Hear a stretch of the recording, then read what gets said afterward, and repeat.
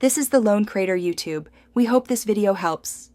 You start by making sure you have administrator access and the app that uses Schedule 1 is fully closed. Once done, create a quick backup to an external drive or cloud so you can restore if needed. Then open your file manager and navigate directly to the app save directory, typically app folder/save data/schedule 1. This immediate action prevents accidental data corruption and puts you in the exact location where deletion will occur, so you can act with precision. Now you verify the exact Schedule 1 files by checking names, timestamps, and sizes so you don't remove the wrong data. Next, use the application's built-in delete function if available.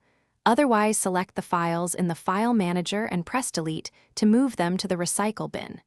If a file resists removal, open an elevated command, prompt, or terminal and remove it with the appropriate admin command.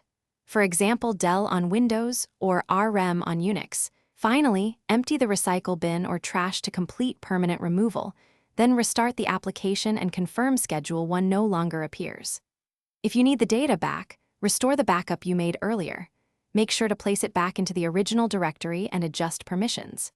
If deletion fails, check for permission blocks, file locks from running processes, or disk errors. Addressing those common problems usually resolves stuck files. This troubleshooting tip prevents surprises after deletion.